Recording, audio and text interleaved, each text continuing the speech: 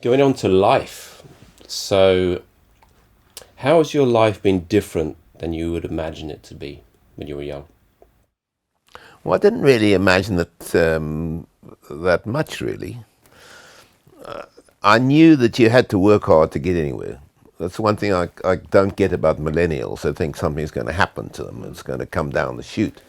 But I would realize that if you had to work hard and you had to go home last and you had to be there when people needed you and you had to take opportunities with both hands and all that sort of stuff. And in that respect, I think that I've enjoyed every moment of those things. You haven't asked me about bad memories of work. I don't think I have that many bad memories of work. I have bad thoughts that I didn't go into private equity and things like that early enough to make myself a new multi-millions, but we're not poor. I love our house at Cape St. Francis. It's my place. I love the boat. I love my family. All those things are incredibly positive in my life. So if you ask me, do you think you've had a good life? Absolutely, I've had a great life. Are you still having a great life? Absolutely. My friend Neville and Penny, who are coming out next week to spend 4 weeks on our boat, he had a terrible brush with near death with cancer, and he lives life to the full every day. And I find that we play by that as well. One thing you keep on saying to me, Tony, is you're planning to give early retirement and go to Cyprus and everything else. If you're somebody in life, and you're definitely somebody in life who's driving forward and doing things, quite frankly, you will still be busy to your dying day on something or other, projects or anything else. My days, it disappears. I'd love to lie in bed and do crosswords and things like that. It just doesn't happen.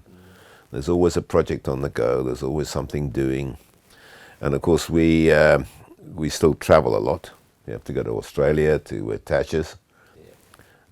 Australia is not my favorite country because it swallowed up my daughter and my grandsons. But in fact, we haven't really spoken about the grandchildren. They're all unbelievable, and all different, all different. Toby is a great gymnast. Willie is just, well, Willie is Willie. He is a life force. He just has to walk into a room and the world lights up. And the same thing goes for my Lart Lamaki, my little granddaughter, your daughter, Marilena. She walks into a room and it lights up. She's a focus of things like that. So if those are your legacies in life, I've got nothing to be anything else but happy about. The other thing which is important in that is health and fitness and well-being. And you've got a regime. I'm now got to get weight off and things like that, but I'm fit. And Mum's fit and you're fit. And we haven't had tragedy and illness and things like that in our immediate family. And you talked about spirituality. There's a Lord up there. We thank you for giving us that bit in life. Are you happy at 80? Yes, it's astonishing. I think when you're growing up, or you're 30-year-old, 40-year-old, but 80 is now. The word starts to appear in the papers. An elderly man was found, whatever, elderly. I don't feel elderly at all. Yeah. I don't feel elderly. I feel I can still swing a punch in a road rage situation. As long as there's sport to watch on television, I'm engaged. Been to 5 Super Bowls. We watch sport. Mum and I watch sport vociferously all over the world. Been to the Tour de France. We've been everywhere. Been to all the tennis majors. We enjoy life, and all I ever ask is that my legacy is my children have as good a life as we've had, and enjoy every moment of it. Just thinking about, anything that you've ever wanted to do but haven't done yet. Apart from bungee jumping off the blowcon. No. The two things that happen when you get old, Tony. One is you lose your balance. They say you should practice peeing standing on one leg and things like that to keep your balance. And the other thing is head for heights. I mean, I've been up. We're building the Chiang Mai Bridge into Hong Kong airport. I'm very boring, by the way, insofar as that I've been involved in construction all over the world, so I can't go into Hong Kong without saying I built that building, or I can't go into built that bridge. I can't go into anywhere in South Africa without saying I was involved in this, and I was involved in this toll road I built, the Northern Expressway, because they've been involved in so much construction over the whole flipping world. And that's interesting because it's there, it stands, it's been built. So I've forgotten what I started off saying when I was started. I've lost the train completely. What was the beginning? What you might have wanted to do but hadn't done. No. I don't think anything, Tom. I would like to sail the Atlantic or sail around the world. And we follow sailing blogs, as you know, all the time, living vicariously other people's lives. But, you know, we're not able to do that anymore, and it's a bit of a pipe dream. But those are sort of areas. But, you know, when I notionally retired, Mum and I set to circumnavigate Britain on our boat over a whole summer. And we stayed in 6 or 9 different ports. And there's so many experiences we had. And you see the country from a different point of view, you know, a completely different point of view. And those sort of experiences, I think it's worth saying that you and Tash printed a copy, I've got it here, of the famous book of that circumnavigation. And we started off, and it was days before blogs and things were fashionable, and we ended up with 15,000 followers on our blog on that particular trip. We've done those things. I can't, and you know, I don't think I have any regrets about missing not doing something, except maybe sailing the Atlantic. That's good. So then actually sort of comes a question from Elna, which is also resonating with the whole boating theme. How did it come about that you had to get rescued by the RNLI in Felixstowe Port? Well, as part of our circumnavigation, we were coming down from, I think, Amble or something on the east coast, and we were going into Felixstowe, and one engine just suddenly seized, and timing chain had gone. And when things happen in boats, it always happened in multiples. Suddenly the radio went on the blink, and the cable had come off in the engine room, and Mum had to go into the engine room, and Elna holding the lid open. It was usual sort of crisis. So we settled that down, so we're down to one engine, and we're going in. I've got communication back. And I saw the inshore lifeboat Atlantic 21 towing a yacht into the harbour. And I thought I'd better just say we only had one engine. So I phoned the Coast Guard and I said, we're coming in. We've had a problem with the one engine. We're coming in. Remember, most boats only have one engine. So we're coming into Felixstowe now. They said, thank you very much for informing us. Just keep us abreast of your progress. So we'd gone a little bit further, and then the Coast Guard came back and said, we've spoken to the lifeboat, and the lifeboat has spoken to the harbour master, Felixstowe, when they don't want you crossing the biggest harbour in container harbour in the UK with one engine. You could disrupt traffic. It turns out that the lifeboat had an open day, which had the mayor and corporation on the lifeboat, and they wanted to show off that they could do something. So he said they're insisting they tow you in to Woolston Marina up the near Ipswich. I got a bit stroppy at that stage, but I said, I'm quite fine. And they said, no, the lifeboat. So this bloody great Thames lifeboat, I mean, huge thing, comes alongside, and they start telling us, you're venturing into shallow water. I said, I'm not. I'm 7.5 meters deep. You should know your harbour better than us. And I saw then the mayor and corporation on board. This is a show thing.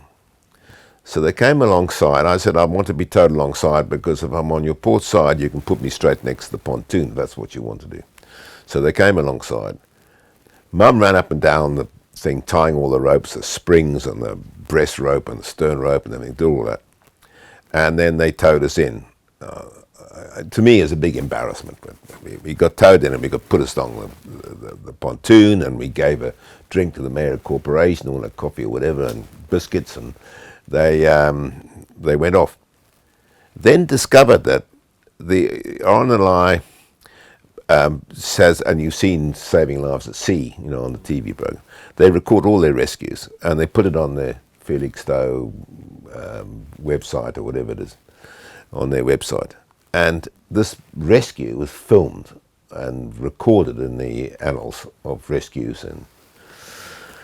And that website had a lot of followers. And one of the followers said, we were amazed to see you rescuing that big powerboat, Cape Seal. But what really impressed us was a little woman who ran up and down the boat doing all the ropes. She was fantastic.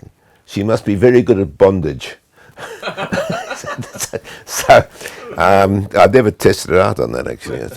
But so that's what happened. But again, Elna's now a lifelong friend, an amazing doctor, umpteen degrees and everything else, and part of the government task force on future pandemics, and developed the first retroviral drugs for AIDS. And she's just a genius, and she's a great friend. But she's also somebody who shared in all these crazy adventures sometimes. We've just been with her to Shetland, which is a fantastic place. I recommend it to anybody to go there. And we walked with her, and she's just completed the part of the South Coast walk over 300 miles. She's an amazing person, and she's shared in some of those adventures, including that bit of a crisis. Yeah. Okay, going on to Remembrance. So this bit is more about Nan and Gramps. So just tell me some vivid memories you have of Nan and Gramps, your mum and dad. Well, I was blessed with incredible parents. The only thing that would worry me about them is I think that my dad was a scholarship boy. He became head boy of Whitgift, and he got, and he distanced himself from his family because his family were fairly working class, as it were, compared to him. He took this giant step of taking my mother to South Africa, so that was a huge step. But he settled into life in Grahamstown, in South Africa, which was just wonderful. Social life. Remember the Albany Club? They had formal dinners, dances on the weekend. They started playing bridge, and they actually loved the life completely. And I say it was idyllic for us as children. But because he was a schoolmaster and because he had holidays in the year, we always did things as a family. And because he became a housemaster, and it's a very rich school, so very rich parents, they would ask us to look after their homes while they were away in Europe or something like that. We actually stayed in the house at a 9-hole golf course of its own at one stage, the head of the South African Broadcasting Corporation. And, so for us, there was always family experiences at holidays, and that went for Angela as well as me. We were always driving long distances. We once went up the east coast to Byron and came back with a car on the boat and came back.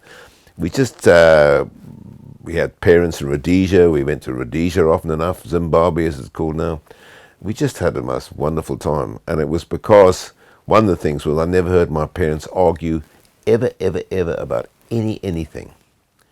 And all their beds and everything else, they were only sank in the middle because I don't know how they managed it, but they always clung to one another every night. They were in the middle of the bed, always. Never remember them being on their side of the bed, or they were always in the middle of the bed. They were joined at the hip completely. I like to think Cerise and I are that, but we do sleep slightly apart at night and not intertwined, otherwise I'd lose circulation in some part of my anatomy. So in that respect, and the main thing, he was absolutely loved by everybody in the school. He didn't have an enemy in the world. I went to an old school function here, and when my old school colleague of mine was the headmaster of the school, and he invited me to be at the top table. And I got introduced to the guy at the table. He introduced himself, put his hand out, shook mine, and said, "My name's Eddie Cook.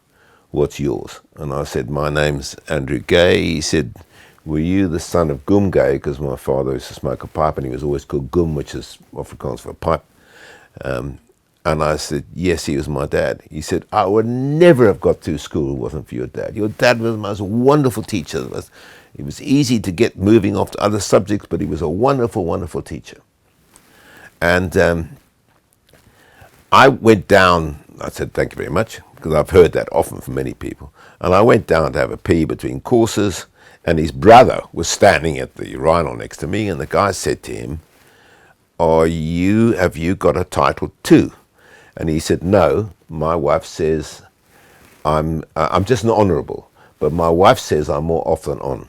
I remember that. So I went upstairs and I asked him. I said, "Are you here on holiday?" Because he had a bit of a South African accent, and he said, "No. We used to have a huge farm in Zimbabwe, which I found out is 250,000 acres, which they sold to Anglo American, and then they bought farms in the Eastern Transvaal."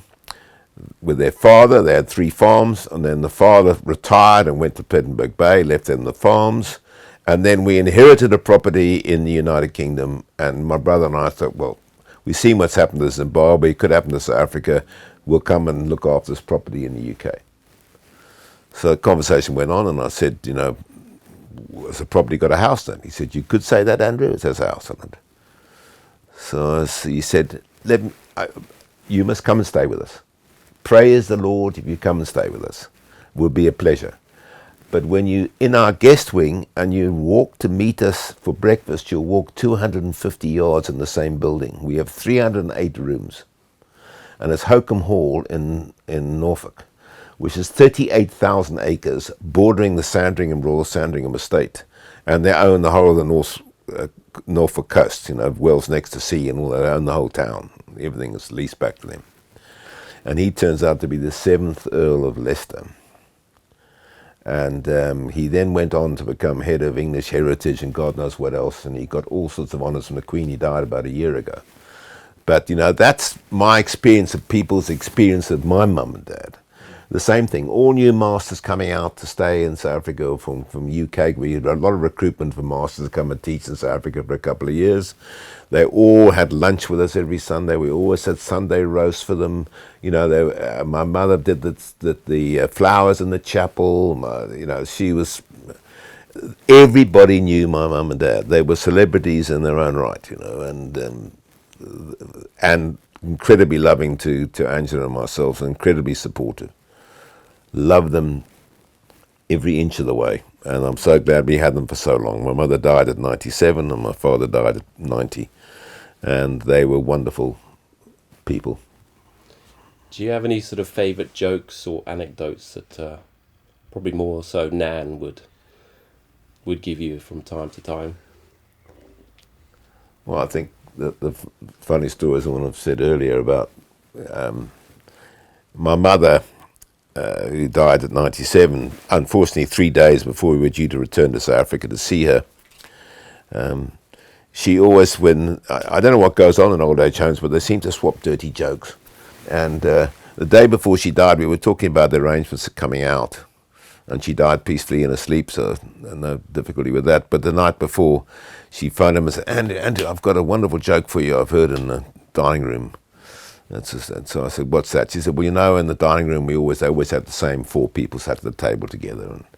And she said, you heard the story about Mabel and John, and Mabel went down for lunch, and John came down, and she looked at John and saw his fly was open. So she said to John, didn't know what to say at first, and she thought of something, and she said, John, I think your garage door is open. And he immediately got the message, looked down, zipped himself up very quickly. And then, in order to ease the tension, said, Mabel, did you see my stretch limousine in there? And she said, no, I only saw an old Volkswagen Beetle with 2 flat front wheels. and that sort of summed my mum up, And that was the day before she died. I think if you get an abusive family, then they tend to abuse down the line. And from your point of view, I come from a very loving family, loving relationship with my sister. You've got a loving relationship with your sister. We've had a loving relationship with you. Never, have a crossword with you or an argument or a fight. Never had to beat you, whip you, anything of those things. And it just carries down, doesn't it?